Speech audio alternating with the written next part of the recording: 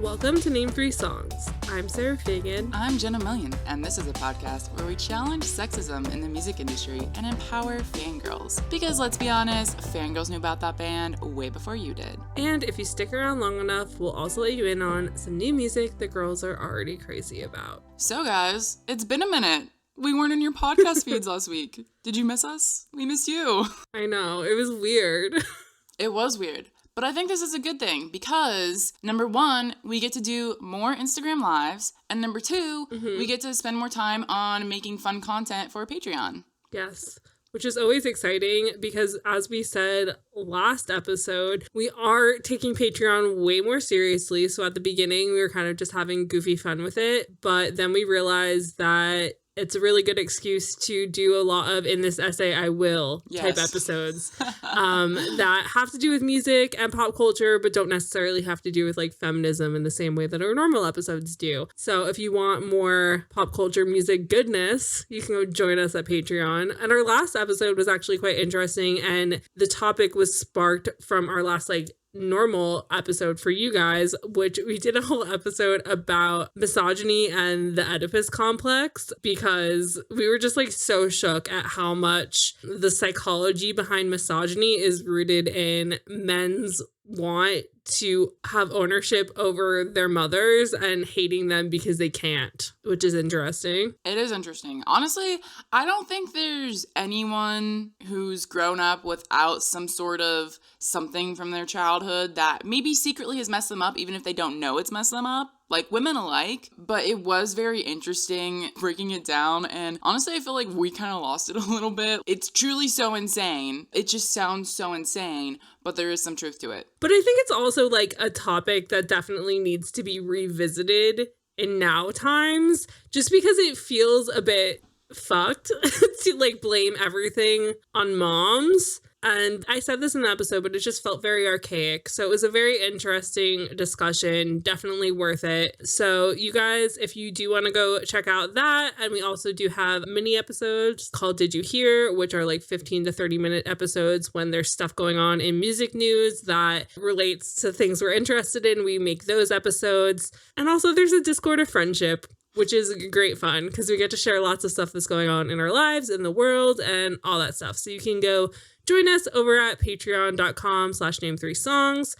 We do have basically a year of Music Meltdown episodes, so we won't hate you if you just come join for a month to go listen and chat. True. This is true. We are known for reeling people in and them staying for good, so. But also, if you want to come hang out on Instagram, we are going to be doing more Instagram lives since we're doing our podcast bi-weekly. And these have always been a super fun way for us to chat, to hear more directly from you guys, hear your thoughts about the episode. A lot of times we end up talking about recent pop culture stuff too. It's really just a fun time. So yeah, come join us on Instagram and put on notifications if you want to make sure you never miss one. But also don't put on notifications if you just want to occasionally pop in. That's totally fine too. So with all that being said, Sarah, what are we talking about today? Today we are having hands discourse, which means that we are discussing why the male gaze is so 2005 and why the female gaze is so forever and always, because fleeting glances and emotions radiating through hands and clenched jaws are where it's at. Oh my god. No, this is beautiful. Keep going. And I'm just really excited to talk through something that really ties back into literally everything we ever talk about, because especially with fan fiction and how girls and women kind of voice their emotions and the way that they view the world, because music for so long has been overwhelmed by naked women being lusted after by men who are doing minimal things in music videos, and then women kind of taking a stand and turning the narrative around. So instead of it being like that, it's naked men and women doing nothing in the music videos and watching them. It was very sort of remedial level of, feminism or understanding how to move away from the patriarchy sort of thing. And obviously we've come a long way in the past 10 years, especially the past 2 years of pandemic time where lots of people got to sit and think about their thoughts and how much the patriarchy sucks. But it's a very interesting topic because the idea of female and male gaze are sort of things that exist in order to talk about film and television mediums of creative things. And it's kind of in the same vein of like, oh, this character is clearly written by a woman. Oh, this character is clearly written by a man. And like how men are always writing about heaving bosoms in interviews and in fantasy novels. And honey thighs. Whereas, which is awful. And women talk a lot about clenched jaws and emotions radiating from hands. And it's just like very obvious, like that men don't really understand what attracts women to them, whereas women obviously have a bigger understanding of what they're attracted to in men. And it's kind of like what we talked about with Lucy in our like fangirl fanboy discussion about how a lot of men think that, oh, everybody's gonna have a crush on Chris Hemsworth, everybody's gonna have a crush on Ryan Reynolds, everyone's gonna like be crushing on, I don't know, Bruce Willis from 1982. You know, like those sorts of situations when it's like in actuality women are crushing on like Corey Haim types or, you know, Tom Hiddleston types, Timothy Chalamet types. And so it's a very interesting discussion because a lot of it harkens back to media outside of what we normally talk about, but it does correlate directly to the world of music because it's something that has to do with everyday life as well, which I think is always interesting when like an idea exists for a media trope and then it actually affects day-to-day life. As always does, pretty much, because media is just a reflection of real life. And so it's like the forever feedback circle, the which came first, the chicken or the egg. So just to give like a few kind of textbook definitions here of what we're actually talking about, we have an article in a publication called Very Well Minded by Sarah Van Buskirk in September 2021 titled What is the Male Gaze? And Sarah writes, the male gaze describes a way of portraying and looking at women that empowers men while sexualizing and diminishing women. While biologically, from early adolescence on, we are driven to look at and evaluate each other as potential mates. And the male gaze twists this natural urge, turning the women into passive items to possess and use as props, which is basically also the definition of misogyny. But as Sarah was saying, as Sarah Fagan on this podcast was saying, it was also mirrored by Sarah in this article, who writes that the term the male gaze was first popularized in relation to the depiction of female characters in film as inactive, often overly sexualized objects of male desire. However, the influence of male gaze is not limited to how women and girls are featured in movies, but rather extends to the experience of being seen in this way, both on screen, by the viewers, and an extension by all of us at home living our daily lives. And so naturally, the influence of the male gaze seeps into the female self-perception and self-esteem. It's as much about the impact of seeing other women relegated to these supporting roles as it is about the way women are conditioned to fill them in real life. And so essentially, by this seeping into our real lives, it is the patriarchy as we know it. I mean, this is like how we have self-esteem issues, how we perceive our bodies, how we think we should dress to attract other people, how we think we should just dress in life in general, and like how relationship dynamics go.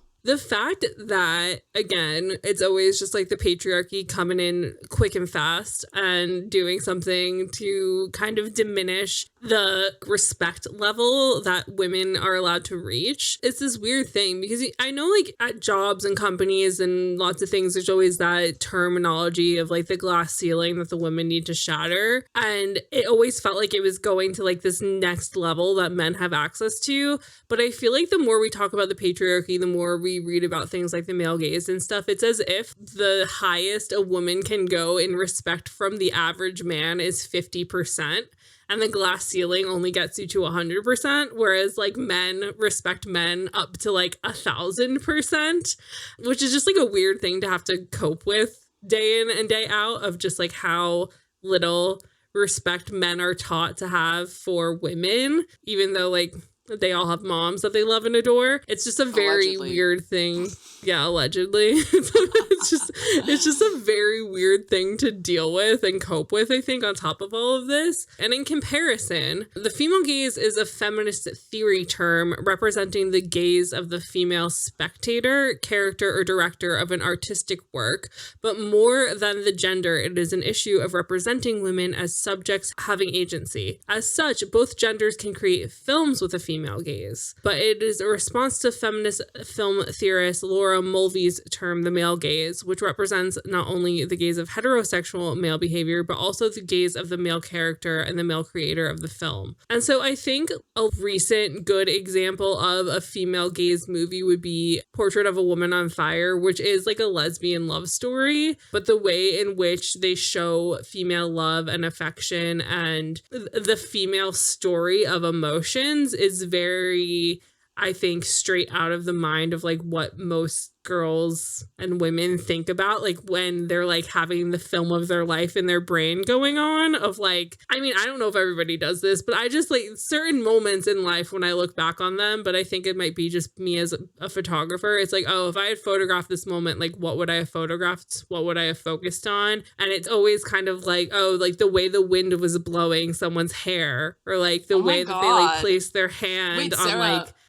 that photo you took of me when we were in London on film, that was that. Yeah, Whoa. literally. Y'all, whoa. Our friendship coming full circle right now. But it's like, it's those sort of things where it's like, you remember like the way people place their hands when they're talking to you, or that sort of things. And I feel... Yeah, you remember like these details that show emotion or like you get emotional feelings from. And I feel like that's a lot of the difference, which is why I started this episode saying that we were going to be talking about hands today. Because the female gaze, especially in film, does tend to focus a lot on hand movements. And again, before we get into this, I do need to apologize for the fact that every conversation we're having is so black and white gendered, and it's like aggressively annoying. And one of the writers that we are going to like quote from an article a bit later on actually acknowledges this as well. So we'll get a bit more into the depths of that a bit later on the episode. But there's so much shit that is like so gendered because I guess it's easier for people in writing or in what have you. Because in the grand scheme of things, the female gaze is like way less about females and more about like erasing the patriarchal view of like men on women or just like people with feminine bodies. Yes. So just keep that in mind. This is not our fault. It's the patriarchy's fault, as per usual. But it is just a really frustrating thing when like ideas don't actually feel gendered, but because of the way humans are taught about everything, they lean towards one gender or another in order to have like a descriptor, if that makes sense. Yes. And also, traditionally thinking about the male gaze is like a very heterosexual thing as well. Yeah. And as you just said with the example of a Portrait of a Woman on Fire, these things don't need to be heterosexual, like at all. Yeah. But when we talk about the patriarchy, and we talk about toxic masculinity, and we talk about homophobia, all of those things are so closely intertwined that when we say the word male gaze, it means heterosexual male gaze. Like, that's just implied, like straight up implied. And honestly, even saying that out loud is kind of crazy to think about. Because we've talked about in past episodes, and you mentioned this at the beginning too, of like, there's the male characters that men think women want, which is like the Chris Hemsworth or the Chris Evans or whatever. Like the super ripped, like amazing body, whatever, blonde haired dude. Yeah. And like, sometimes yes, but a lot of times that representation is just, like I said, it's what men think women want in men, but really it's what men want in men, but they're all too homophobic to admit it. So there's that to also think on as we do this episode. Well, it's also like more women were excited about Chris Evans in like an Argyle sweater and Knives Out than they ever were about Chris Evans in a Captain America suit. Case in point. Case and point. Oh my god. Like, he's clearly just as jacked, but it's like no one cares about how jacked he is. They're like, wow, he wears the shit out of that Argyle sweater. This is like, I think this will come into play later, but yeah.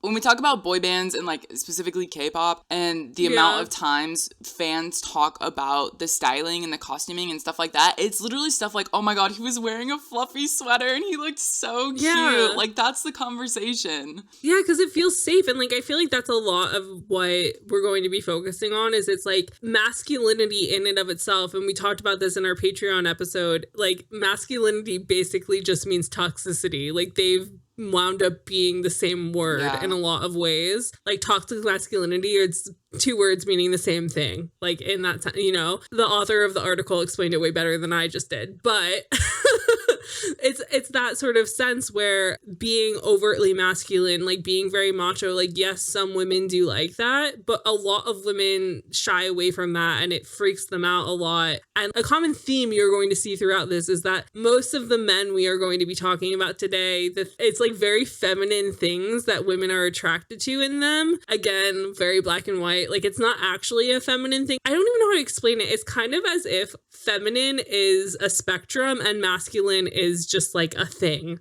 Like that's the only way to like explain it in regards to like this discussion today. Whereas it's like being feminine is like an array of colors, an array of a spectrum, can mean anything from like being a man to being a woman to being non-binary. Whereas masculine is like a very straightforward idea of a thing, right? Wow. I mean, yes. Yeah, you can definitely see it that way. Because I think in the sense that we're talking about toxic masculinity, it very much is. Like it very much is A. And then femininity is B through Z, right? Yeah.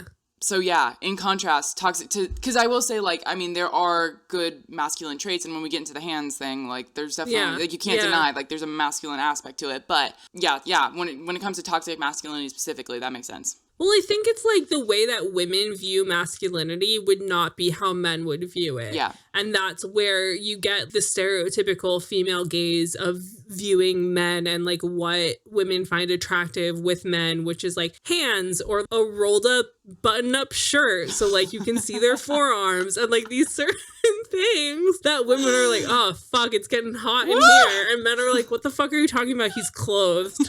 And we're like, that's the point.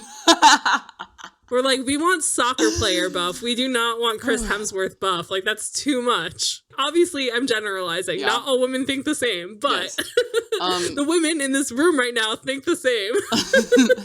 Sarah, would you like to take us into our foray into hands?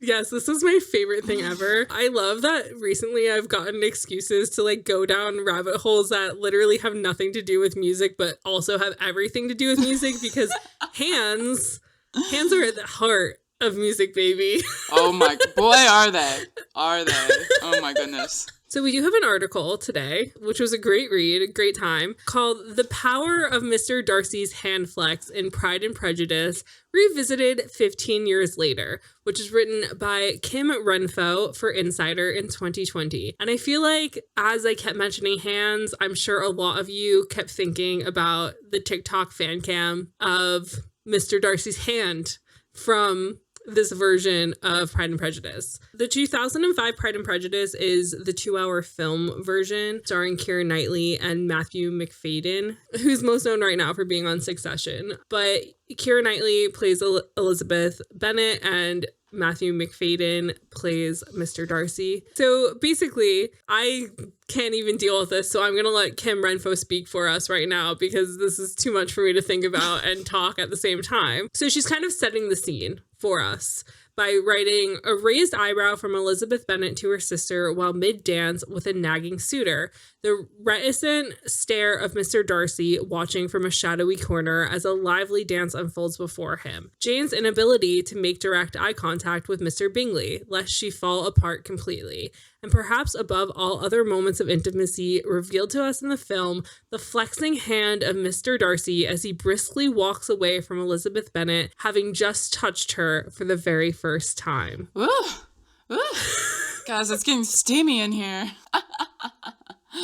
And so Kim Renfro interviews the film editor of Pride and Prejudice, Paul Tothill, to find out about this process and if he knew that that scene was going to really like take over the minds of women everywhere. And so Paul tells Kim, over the last 15 years, I had forgotten how much that ruled the edit of the movie. It's all of those subtleties, which is what I keep talking about throughout this whole episode very eloquently, of the wind in your hair and your hands touching in a certain way. And so Kim goes on to write, the moment when Mr. Darcy touches Elizabeth's hand comes about 25 minutes into the movie after the pair have exchanged barbs and glances multiple times in a number of social settings. As Elizabeth goes to step into her family's carriage, Mr. Darcy surprises Elizabeth by taking her hand to assist her. The camera zooms in close on both of their bare hands as they touch for the first time. Before Elizabeth can fully register the gesture, Mr. Darcy has already turned to leave without a word. Once again, the shot pushes in, and Mr. Darcy's hand takes up most of the frame. His fingers flex, almost as if in anguish. You can feel the tension resonating through the screen. It's electrifying, and dare we say it, rather sexy. I feel like we're literally reading fanfic right now. And so then there is a quote here from Keira Knightley where she says, "They don't really touch," referring to men and women of the 18th century. Women don't shake hands with men. So the first time Darcy touches Elizabeth is when he helps her into the carriage, which is a really beautiful moment because it's the first skin-on-skin touch. And I think today we don't think twice about that at all. Which, woof. This is like, yeah. I'm obsessed with this. The main reason why I'm like so obsessed with this specific comment of like people not really thinking twice about how like intimate hand touching is because when I was in like high school, like 9th or 10th grade, so 15 or 16, I read the book Nick and Nora's Infinite Playlist. And in that book, they talked about how I Want to Hold Your Hand by the Beatles is actually the best love song in all of the world because holding hands is like a way to signify to everybody around you that you have a relationship, an intimate relationship at that with the person you are holding hands with. And it's like a very widely accepted and nobody really frowns on people holding hands in public. And it's a very intimate sign of like relation to another person. And I feel like people don't really think about it because it's become so commonplace. But I completely agree with that. Like, that really stuck out to me. And I feel like, at least for me personally, like, I've always been really weird about holding hands with people because I'm like, no, other people are going to know what's going on with us once that happens. Like, everyone's going to know. But I also just think that it's, like, something very beautiful. Like, anytime, like, you're in a new relationship and, like, you go to hold someone's hand, it's, like, a very electrifying moment. Yeah. And I think that also goes back to what I was saying earlier about how like you hold so much emotion and feeling in your hands, and it's like babies are like sticking their hands in their mouths all the time because it's like feeling, and it's like you have so much feeling in your hands that I feel like people don't really acknowledge. Wow. But there's so much to it of just touch is one of your senses and you mostly use your hands for touch, and so it's like when you are getting to know somebody in an intimate way, it's like you're touching their body, you're discovering each other with your hands, and that and so God. Hands are like this very like sensual emotional connection to things. And again, that ties to music because music is like you play the piano, you play the guitar, like you do all these things like with your hands, and this beautiful like emotive art is coming from your hands. Sarah, like, obviously from your brain, but like your hands are creating it. Write the essay right now. Write the book. No, for real, like, the way you just put it is absolutely gorgeous. Thanks. Thinking about it in that way, like, I'm not even kidding. Like, thinking about it in that way, it's, like, something we take for granted so much. Like, we never think about our hands. But, like, the way you just put it, I'm, like, shook right now. But also thinking about, it reminded me of, you know, your first crush, like, when you're a kid or a teenager, whatever. And it's, like, well, especially I was thinking of, like, a teenage love of, like, you know, it's, like, it's what you said. It's, like, the stealing the glances, the little things you notice about them because you're too shy to talk to them. And then it's, like, the build up to, like, the first time. It's, like, literally the build up to, like, the first time you, like, touch or the first time you hold hands. It's, like, a really big deal. And I feel like that says a lot right there about, like, women's, I don't want to say obsession, but kind of romanticization of the hand. Or appreciation. Literally. Let me say it this way, appreciation. Yeah. No, but literally, I mean, so there was another quote in this article from a writer called McKenna Morris, and she says, "The film does not just rely on dialogue to tell the story. All of Darcy's internal struggle, his repressed desire for Elizabeth during her stay at Netherfield, is made clear with a single shot of his flexing hand." And this is what I'm saying, is it's like, I said this in past episodes, but it's like a lot of men are taught from a young age they're not allowed to have access to the full level of their emotions. It's like, no, sorry, that's not for you. No emotions for you. No crying in baseball, like that whole thing. And so when you have these parts of your body that don't necessarily listen to that holding back that you have, it's like you're going to see these things where it's like, if you really paid attention, and again, I think it's just like the photographer mindset of things. It's like when you do photo shoots of people or when you're hanging out with people, you're like, oh, I think this person's flirting with me or whatever the case is. You can kind of tell like when you're moving them or touching them, you can see their hands having that anguish in a way. Like sexual tension is like held in your hands in a certain regard. Oh my God. And it's such a weird thing to think about, but it really is interesting. And it's funny because like my whole life I've always been like, oh, like hands really tell a story. And like at most photo shoots I've ever done, there's always like weird shots of hands because I'm like, oh, lots has happened in there. But it's so much easier to show that in moving picture than it is in like a still frame image in a photo. But it's just really interesting like how much this one scene, and like if you're on TikTok, you've seen this 1,000 times, people talk about it all the time, has just like lived on because it truly is like a 15-second, not even moment that like encapsulates like how women view masculinity, because it's like this strong emotional man hand, like just being dealing with like the anguish of like not knowing how to deal with his emotions because like, oh God, what do you do? It's the 18th century. Yeah. And so what you're saying is also mirrored in what Kim wrote in the article, because she says, when it came to the moment when Mr. Darcy and Elizabeth touched for the first time, the director of the movie said in their commentary that the close-up of their hands together, just as Elizabeth stepping into the carriage, carries all the emotion. Just think about that for a minute. What a beautiful scene. I'm gonna go watch this tonight. It's like, it's just how powerful they really are. It's so interesting how much I feel like men don't think about how things other than like muscle or machismo could be something that would attract women to you. And it's like strong hands are way sexier than strong arms. Look, we don't need to let them know that this is a thing. They don't need to know, because then they're just gonna abuse it. The other thing in this article that I did just, and then we'll move on, let's continue with the hand conversation, but move on from Mr. Darcy, is that the editor, Paul Tothill, did say to Kim that little flexing of the hand is almost like there's an electricity still running through it from the touch. He's maybe shaking it off, but he wasn't expecting it. Let's put it that way. And I feel like, again, that just harkens back to what I'm saying and kind of proves my point of like not being able to control fully your emotions because like they have to go somewhere. And so for a lot of people, it's like hands rather than like reactionary on your face or like making a statement, because it's like, if this was like a cheesy 90s rom-com, if he felt that electricity after a hand touch, he'd like chase her through the airport and be like, come back for me.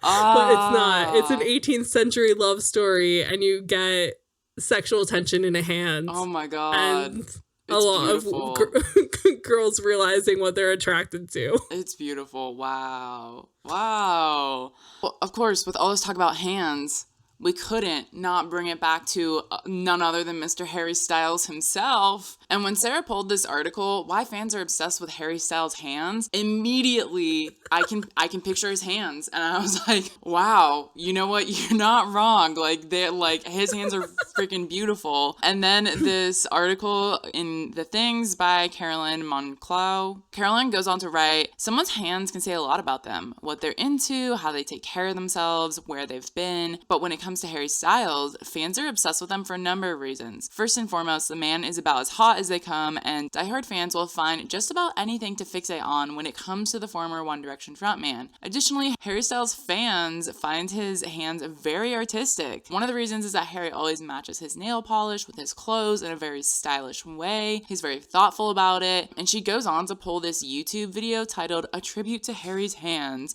in which fans point out how attractive it is the way he holds his microphone during concerts. Also, how charming he looks while playing the piano and the guitar. In both cases, the camera focuses on the hands and the fans couldn't be happier about it. And this goes back to what Sarah was just saying. We like totally take for granted the fact of like hands being one of the primary extensions of our bodies to be an instrument in making music, and I can perfectly picture Harry's hands around a guitar right now. That's all I gotta say. Well, when I was thinking about this thought, obviously a lot of it had to do with Harry, because in a lot of his photo shoots, like he'll have his hands in front of his face. Most images of him, like his hands play a much bigger role than I think hands usually do in photos. Again, as a photographer, a lot of people are like, what do I do with my hands? What do I do with my arms? Yeah. Harry clearly always knows what to do with his hands and his arms. It's again like when men are more aware of their femininity, again, like I was saying, with like the feminine spectrum of things, just in regards to this idea, more connected with their emotions, etc. I feel like they have a lot of an easier time, especially in photo shoots, of like how to utilize your hands, because they're aware of like all eyes are going to be straight to the hands after like the face sort of thing. It's going to be like face hands. Like, what's going on there? You know what else I just thought about as you're talking about this is like going back to the 18th century thing and like women wearing gloves and like gloves covering up the hands, especially in like balls and things like that. And then like when things get more intimate, they like take them off and reveal the hands. Yeah. Yeah, I mean, definitely, that's another point. Like, even in some of those movies, like, that take place, like, with horseback riding or in those times, like, they'll be, if it's a female director or, like, women working on it, like, there will be, like, close-up shots of the man, like, slowly taking the gloves off. So, I mean, it again it's, like, this thing that is inherently sensual without, like, hands are just, like, there and available at all times of day. And man, if you're listening, send hand pics. Because I think also with hands, it's more so, like, women have become acutely aware of how powerful hands are and like how men's emotions are kind of held there. Yeah. And I think a lot of that also stems to women's understanding of music. Again, this all just feels icky, like making everything so gendered. I hate it so much. But it is that thing where, like we talked about with Lucy, about how like male fans don't seem to have the same like emotional attachment to artists and those things as women do. And I think, again, it's like when you're watching your favorite artist like play the guitar and do these things, there's something incredibly like emotional but also sensual about it. But I think, again, it's like that thought in the back of your brain of just like hands correlate to touch and correlate to like sensuality of being intimate with a person and all that sort of thing. And again, it just ties back to like the parasocialness of it all, of just like, oh, I wish he'd touch me the way he touches his guitar sort of situation, you know, because a lot of people are like, oh, like you see how he plays the piano, must be good with his hands, because like hands do have a lot to do with like intimate moments as well as just like a day-to-day moments and all that sort of stuff and like, the emotion of it all. And so I think with Harry and the way that he encapsulates like the female gaze in all of the ways that he does, his masculine yet emotional hands are like something that's very exciting to a lot of people. It definitely like awakens things in people's brains, I think. Yep. Yeah, you're not wrong. We're not wrong. But in addition to hands, it's not just hands, guys. I mean, we can't do this without talking about music videos, because obviously that is a huge visual format of how we consume music. And that's kind of a lot of how the male and female gaze is usually represented, because we usually talk about it in the sense of, like you said, something visual, something film, like cinematic. And so we have an article here in the Financial Times by Harriet Fitch Little in 2018 called "Why the Female Gaze is Looking the Wrong Way." And it starts out by saying, to understand what is meant by the male gaze in just 5 minutes, watch a music video made to accompany Drake's 2013 single, Started from the Bottom. Its gaze is so acute that it could have been produced just to demonstrate the points made by theorist Laura Mulvey in her 1975 essay, which introduced the term male gaze. And so they go on to talk about how this music video is filled with close-up shots of women looking less like human beings and more just like an assortment of body parts that you might find on a murderer's suitcase, including boobs and bums filled in isolation. And the author writes, the viewer has no choice but to look through the prism of Drake's straight male horniness, which is literally what the male gaze is. It's like us looking at like them sexualizing women from, like, as I said, from a heterosexual point of view and a horny point of view. And so then the author goes on to write, to understand what is meant by female gaze, on the other hand, you'd probably have to watch so many music videos you exceed your broadband limit, because while the female gaze is in fashion, it's a conceptual free-for-all of, as Sarah mentioned earlier, it's basically a spectrum of things. There's no one thing that's necessarily the female gaze. It's literally just anti-women sexualization in that way. You know what I mean? And one of the prime examples they use is Charlie XCX's obvious anthem, Boys. But the music video for this was just like a bunch of different male celebrities doing different things, like playing with puppies and like having a wet t-shirt contest and taking off their shirt and laying in like a bed of roses and all of these things. And it's interesting because it's kind of just the reverse of the male gaze, which isn't necessarily the female gaze. And Charlie XCX even said herself, the point of the video was just to like flip it on its head and be like, hey, essentially trying to make a point of like, you guys always sexualize us like this, I'm gonna sexualize men like this, but like that still isn't really what the female gaze is. Yeah. And I think that this is something that's interesting, and a point that I mentioned with Jenna earlier is like the idea of the female gaze is kind of the direct opposite of our episode about like self-objectification versus like sexualization of women, because no matter how much women feel in their own power, like dressing sexy or doing these things and being like, oh, it's not for men, it still correlates to the patriarchy, because, you know, it's like, and so it's more so like in music regard, the female gaze is more so going to exist within somebody's personality and persona of like how they act when they're a female artist, because it's a lot harder when you are like a straight woman to like fully encapsulate like the spectrum of the female gaze in music videos, rather than sort of doing things in the vein of like Charlie XCX, where it's like making the men be overtly sexual, or doing like more filmy sort of stuff. Like if you think of like Halsey's music videos, like they're more in like the soft lighting, like very female dream world sort of vibes, comparatively speaking. But I think it's still very different to the way it's used like within photography or in film in that regard, if that makes sense. But I do think that's funny that Drake has been a reoccurring villain in the past few episodes, because he's not really somebody I think about that much. Yeah.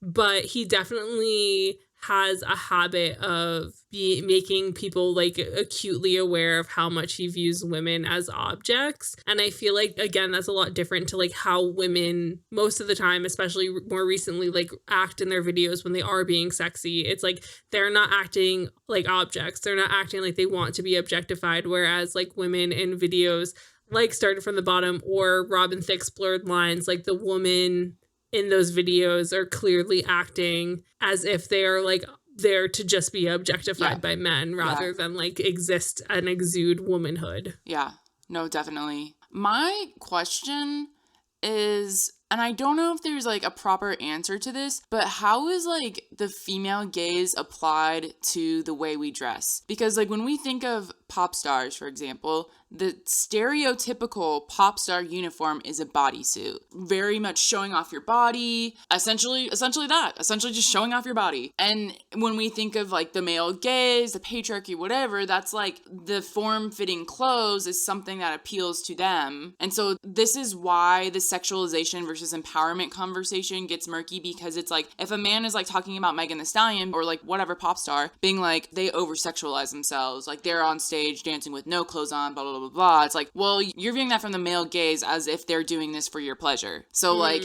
you need to step back from that and realize that they're doing this because they want to be doing this. But also at the same time, is this just the norm? Like, I mean, it is the norm. It is the norm, right? But I'm like, where does the female gaze play into the norm and how we like present ourselves? I think it's like that whole thing of like when women say that they're dressing in hopes of a 13-year-old complimenting them. It's like that sort of mindset where it's like you're dressing so that like younger you would think you were cool, rather than dressing so that men will find you attractive. So I think it's a lot more about like the mindset behind the outfit than it is the outfit in and of itself, because unfortunately the patriarchy has put its stamps on tits and ass and been like, if you wear anything that makes those look good, that's for men. And you're just like, it's literally not, I want a girl to tell me my butt looks good in my jeans in a non-sexual way. Thanks.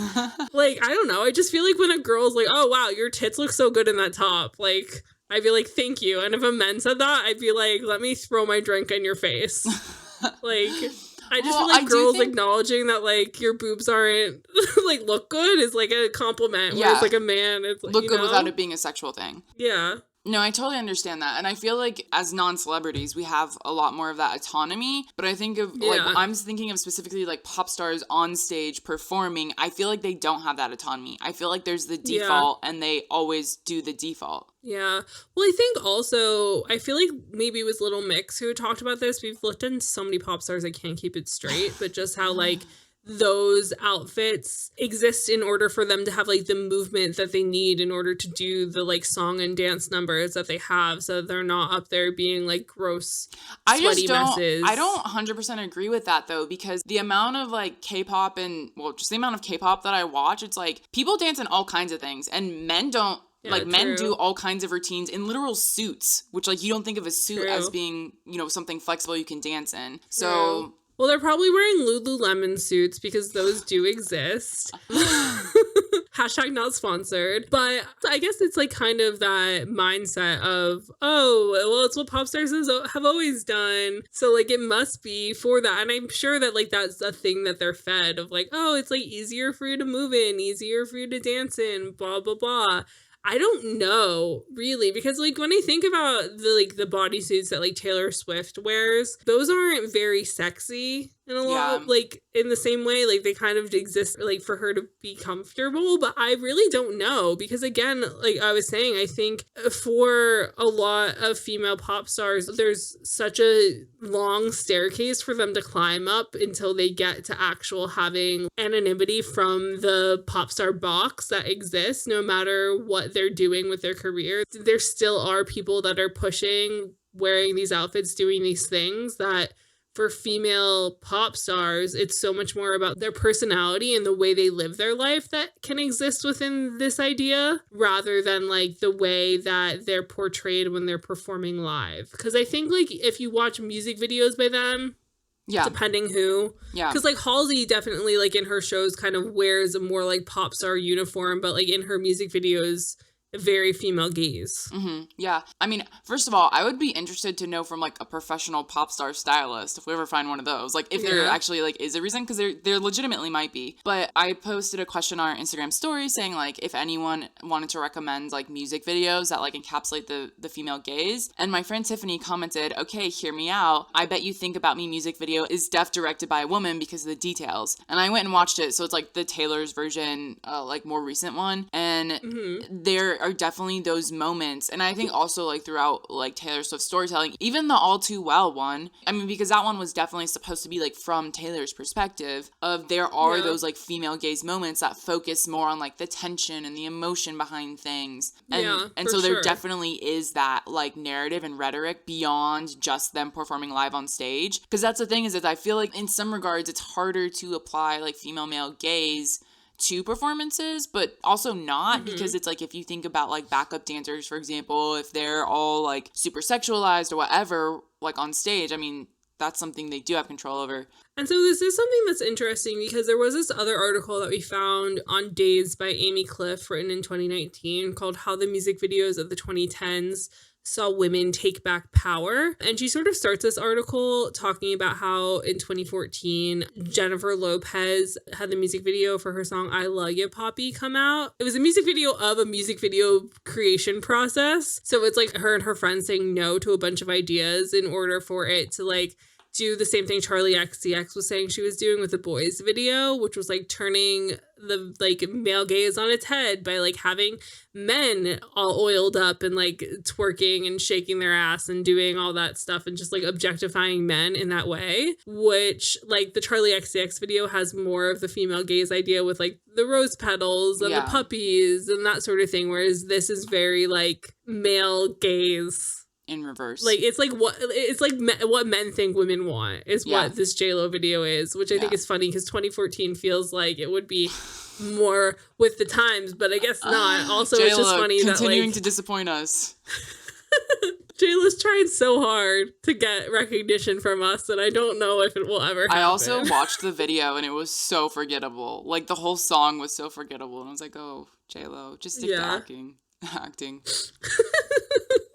But the thing is that, like, what this article is pointing out is that starting in, like, the early 2000s, a lot of women who later on in their videos sort of went in the more, like, I'm sexualizing myself, I'm aware of my womanhood, I'm, like, leaning into me being sexy, I'm doing these things, kind of very going towards the feminist direction. Their earlier videos were very male-gazy, and it's because that's what ruled the narrative. And, like, while it's still trying to rule the narrative, it's definitely getting pushed to the side by women sort of realizing that you can be sexy without objectifying yourself in the way that men want you to be objectified. Yeah. Which I think is like a very interesting hot topic that we have discussed in like multiple ways. Yeah, I think it's hard because so speaking from a straight perspective here, it's easy for women to talk about the female gaze on men, and I think it's harder for women to talk about the female gaze on women, like when it comes to themselves, of like expressing themselves in a way that's like their sexuality leans into the female gaze, because we're just so used to the automatic compulsory thing being sexualizing yourself in a way that men will find attractive. Yeah, no, for sure. It's definitely, I think, a complicated thing as well, because you'll see like a lot of conversations of like more feminine spectrum women who are bisexual or gay being like, I go out dressed like this and men think I want their attention when like I want women's attention, and it's like, what am I supposed to do? And so it's that thing where it's like men have literally ruined femininity for a lot of women, because it's like showing cleavage, showing these things is automatically connected to the thought of like trying to win yourself a male partner, when that's not actually the case. And it's something that I think is hard, but I think that there are certain pieces of art and certain things that it'd be very easy to watch and sort of understand the female gaze for feminine attention sort of situation. I mean, like, not talking about like the male hand sort of thing, but like if you watch like any Hayley Kiyoko music video or something like that, like it's very,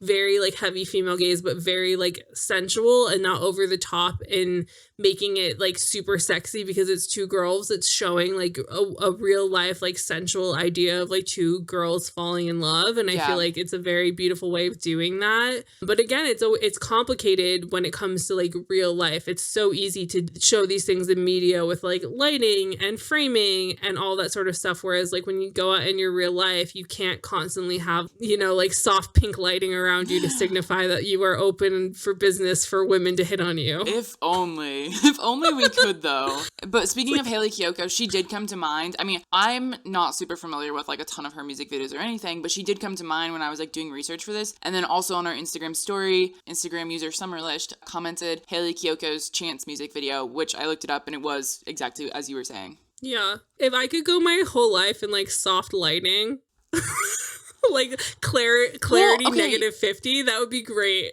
Well, I mean, you know what? Like clarity -50 on the Afterlight app, turn that glow effect up. Yeah. Well, I think part of it too is like being the photographer, having the view of romanticizing more things in your life. And honestly, I think TikTok/Instagram Reels does a pretty good job of this, of like the video compilations or like just the photo compilations with music. I think that's an incredible way to romanticize your life. And we all should do more of that because it makes you pay attention to the small details, which is basically what the female gaze is, paying attention to the small details and appreciating them. Yeah. And so also in this article, for Dazed, Amy does write about blurred lines because you have to. And so she writes, the final death rattle of the quote, horny man watches woman dance pop visual template can perhaps be traced to the blurred lines clusterfuck of 2013. Robin Thicke's tepid, pervy R&B visual was hardly the first time that barely clothed women had danced next to fully clothed men in a music video, but it was the first time that the whole world got properly angry about it. Yeah. And so there was this Guardian feature about the backlash against Thicke for this video, and Leah Latchford, who's the founder of Rewind and Reframe, a platform for young women to challenge racism and sexism in videos, said, quote, young women are tired of messages that depict women as highly sexualized, passive sex objects. They want to see a change. And I feel like the focus on the idea of passive sex objects is really important, and like how you can also tell the difference between like a Megan Thee Stallion video to a Robin Thicke or Drake video, because while she's dancing sexy and twerking and doing her whole thing, it feels empowering in a way that a Drake video and the girls dancing up on Drake, no matter like how much forward momentum he's made in like some of his videos, it still feels like he's sexualizing women in like kind of an icky way. Yeah. Whereas these women right now now who are sexualizing themselves in videos, while it's not the like foggy, beautifully well lit, like sensual sort of video, like they can still have high gloss, sexy videos that feel empowering rather than icky. Yeah. No, I definitely give Megan credit for that. Like her videos all do feel very empowering. And especially that one, I think it's a thought shit video where they're like going after this old white man. Y'all, if y'all haven't seen it, just look it up. But if you know, you know. That's all I gotta say. Amy did also make another really good point in this article, kind of like how I mentioned earlier about like the evolution of female pop stars going from making things that are kind of male gaze or like very male gaze to more female gaze in whatever way sort of suits them and their vibe, you know? But she does make the point that Lady Gaga, other than like in her Just Dance video, has never really correlated herself with the male gaze. And I think that that's why a lot of women and gay men like really enjoy her music and her art, is it's because it's never really catered to the straight male gaze of it all. But the thing that I found really interesting in Amy's article when she's discussing Lady Gaga is she writes, in regards to her music videos, she goes, sometimes mask, sometimes femme, sometimes incorporating her bisexuality, her videos blazed a new trail for chart-topping women. Though sexual, they were unconcerned with anything as basic as sexiness. And I feel like, again, that's kind of what this all boils back down to, is it's like sexiness doesn't have to be the base of being sexy, if that makes sense. Yeah. Like, I know that sounds like an oxymoron, but it's definitely not. Yeah. Well, no, I mean, like, even the hand example, it's like hands aren't inherently sexy, but like when you think about it, like they are very sexual and like sensual. I mean, sexual and sensual. Like sensual is a perfect another example to attraction, or even just like, you know, when I think of the female gaze, it's always like, as you said, like this soft light, this like, you know, just like gentle, like softness and gentle, like how I would describe it. But it's also like strong in its own sense. Like it's just like this very weird thing where it's like, it's so hard to pinpoint, but when you see it, you know it. Yeah. And I think like that, again, like coming back to TV, movie, like the media world, like there was a lot of discourse around the Loki TV show on Disney Plus about how Tom Hiddleston's Loki is very much in the female gaze. And I mean, the director of that show was a woman, because it's that thing where it's like he's strong and kind of cheeky, but also soft in his own way, even though he is like this trickster god and like being very, you know, banter, etc. But he's filmed very much from that point where like he holds his emotion like in his arms, in his hands, like his eyes tell a story. And I feel like you can tell in these films, like even in like Promising Young Woman, which we've talked about before, like they trick you with Bo Burnham's character by kind of making him seem soft and not scary and very like protective in a safe kind of way, rather than in like the macho, I'm gonna beat someone's ass kind of way. And then it turns out to like not actually have been like that. But I think that that's kind of how in a lot of shows they kind of trick you with that unexpected villain sort of plot line of things, when they give you this like soft, strong man, and then it wound up that like he was the villain the whole time, which I think happens a lot in books, which you see people also discussing like on TikTok about like, oh, this person's clearly written by a woman, oh, this person's clearly written by a man.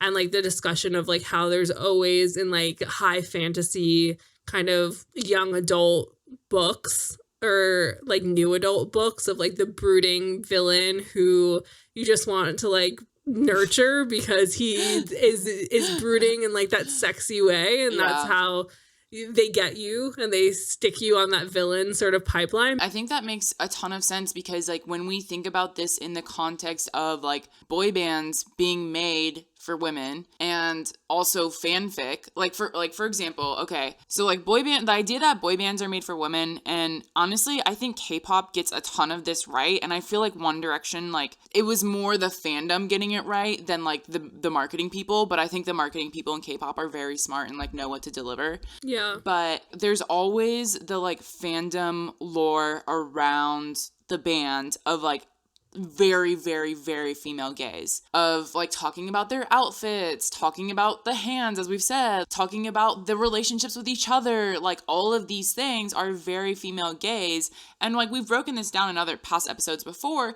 And I think it's interesting that like a lot of that then turns into the fan fiction, because it's like, this is what we're missing because we're not really getting it in mainstream media. And that's why like a lot of both women and people in the LGBTQ community go to writing fan fiction, is because you want to create your own storylines, because no one else is doing it for us. Yeah. And it becomes this like way to like interact and understand like what the female gaze is, because like as we were doing all this reading, my brain just kept going back to, like I said earlier, it sounds like we're reading a fan fiction. Even like the whole Twilight of it all, which was very much like a female fantasy, which became a craze. I just think it's very interesting that like women can interact with media in this way, and it's all from the female gaze. And it's, as we always talk about, it's always diminished, but I've never really thought about it in the context of this being a female gaze thing. Yeah.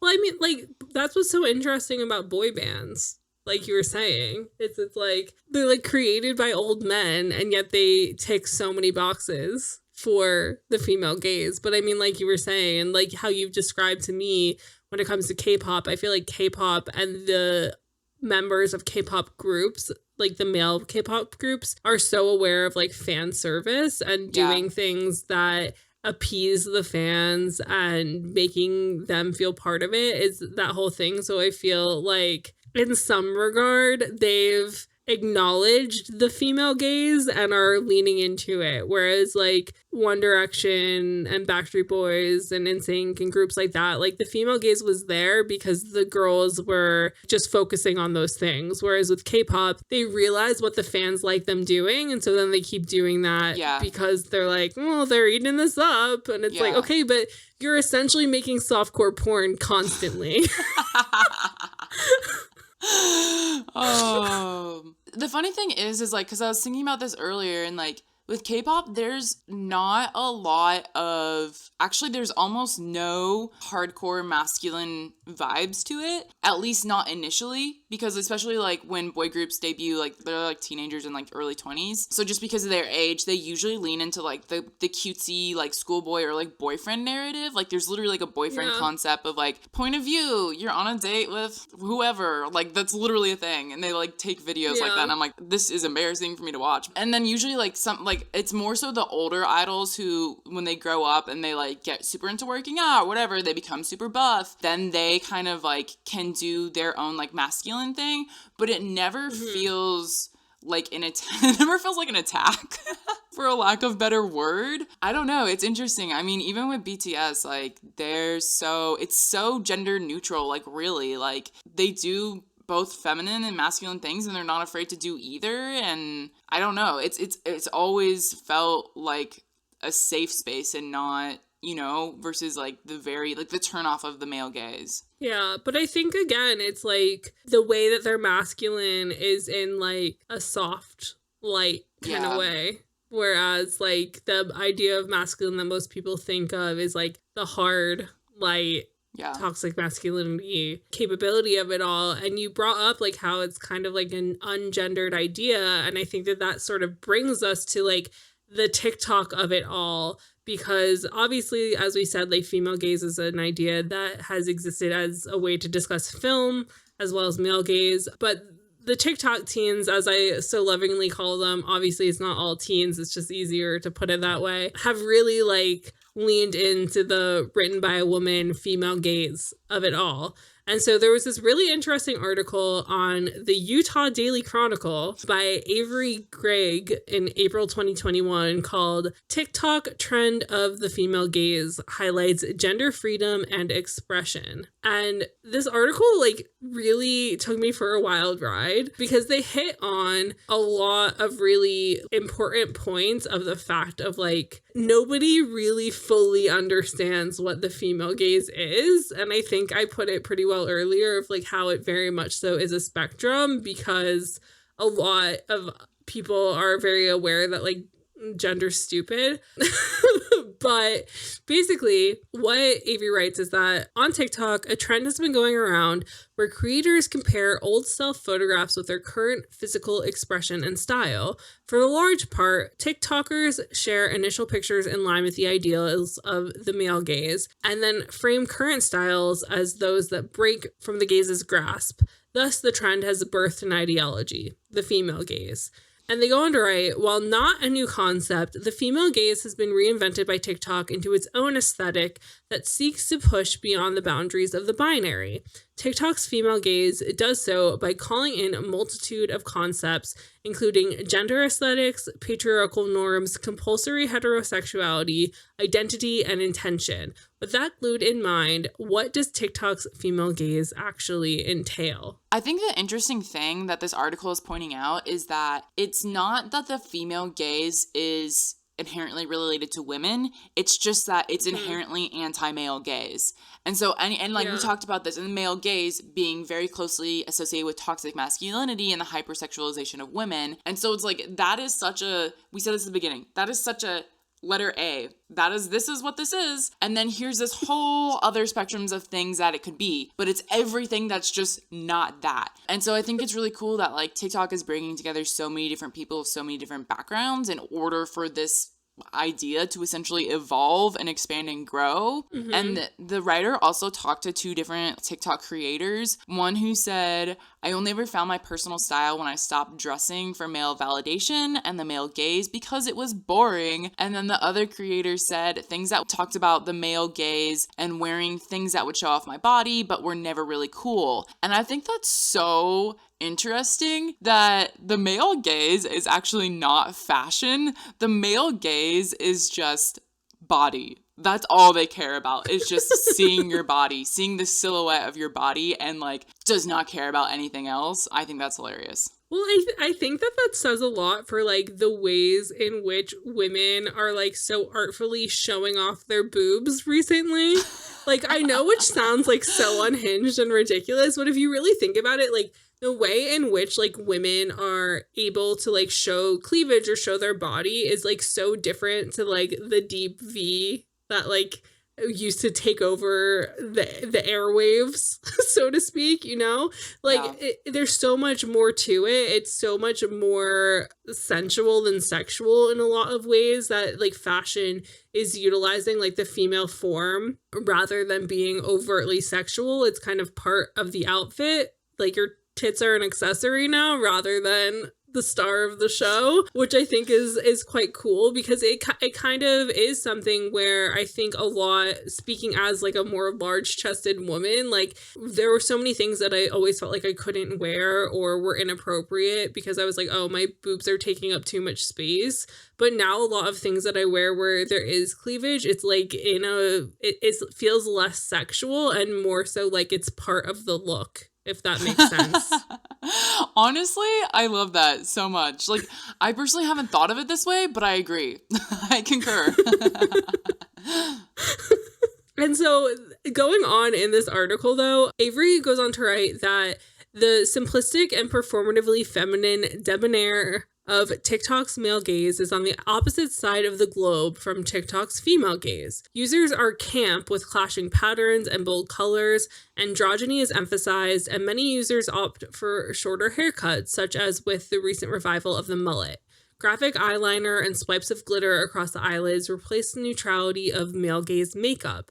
The most defining features of TikTok's female gaze is the abandonment of constrictions and the push beyond expectation. And I feel like that's just so interesting because, again, it's like somebody else acknowledging how much of a spectrum the female gaze is and how much a gender terminology is not entirely gendered at all. Yeah, and I mean, on that point, Avery also goes on to write, the trend of female gaze is one that exists beyond the confinements of heterosexual male preference and beyond the expectations of binary gender expression. However, the name itself begs a certain question. Should a gaze that strives to look beyond binary gender be gendered itself? And this was a point that I made just a minute ago of, it's like, we're calling it female gaze, but it's really way more than that. It's really just anti-male gaze. And on that point, you talk about, like, it's so frustrating we have to have these gendered conversations, but it's things that are exactly like this, like these conversations that are evolving, that are going to change the way that we talk about gender in the future.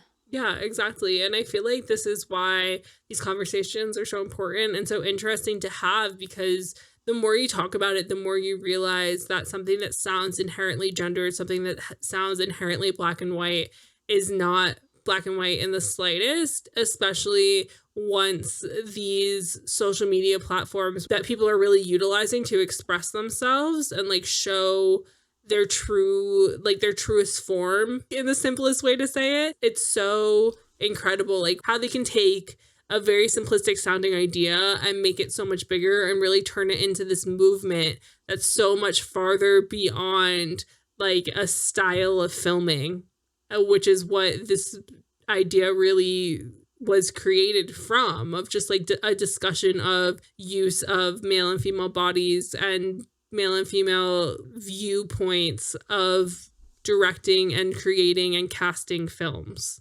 Yeah, I mean, it definitely, I think one thing, like, hitting back on this is, like, the male gaze is inherently oppressive because it discourages female empowerment, it discourages advocacy, it discourages autonomy.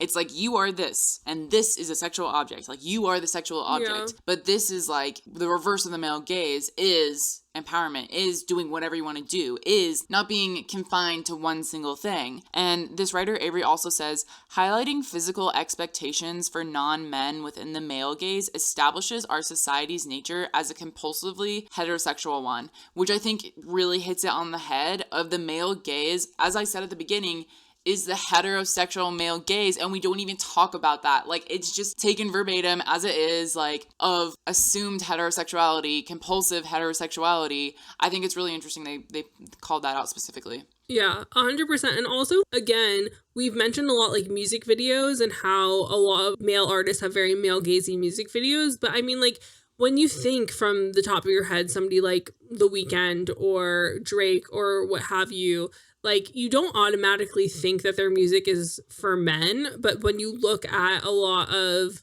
their older music videos or visuals or whatever, it feels very masculine and very much like they don't want me around. But I think also, like, when you think of kind of male country stars, I think are maybe the only example of every aspect of them feels very male gazy, very like the expected of what men think women want, very what Republican women are interested in sort of situation, which is just kind of like dirty, strong, drinks beer, hangs out with his buddies, goes to Friday Night Football. Every masculine trope you can think of is going to be thrown on the wall and stick with these male country stars. And so I do think it's interesting when male musicians in every other genre, even in rap music and hip hop, your mind wouldn't initially jump to, oh, this is only for men. But then when you see their visuals, you're kind of like, maybe they don't like women.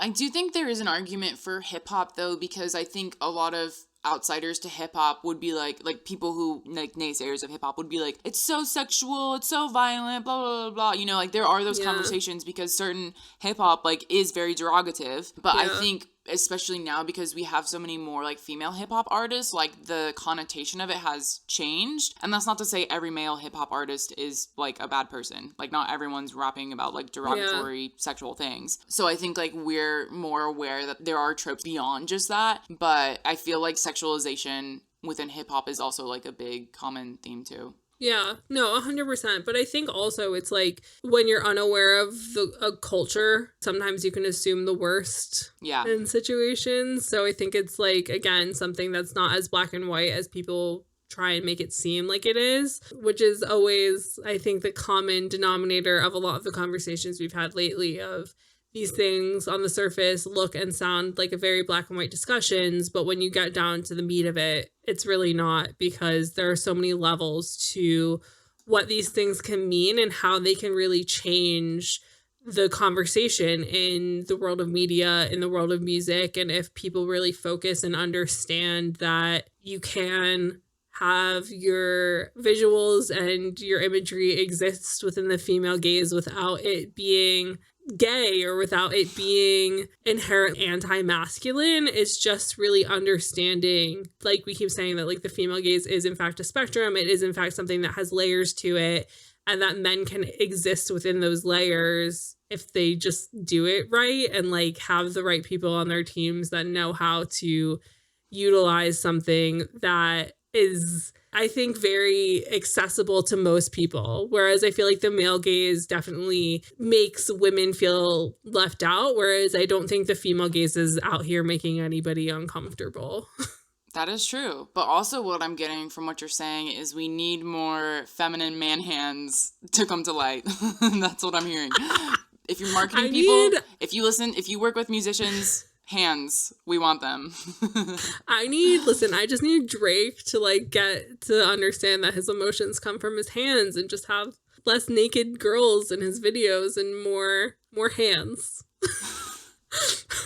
More clenched jaws and brooding looks. Yeah, yo. So I feel like we've covered all of the bases when it comes to the female gaze that we possibly can today. But for you guys, what is your favorite part of the female gaze? Is it soft lighting? Is it strong hands? Is it a knowing look in an interview between Tom Holland and Zendaya? Please let us know.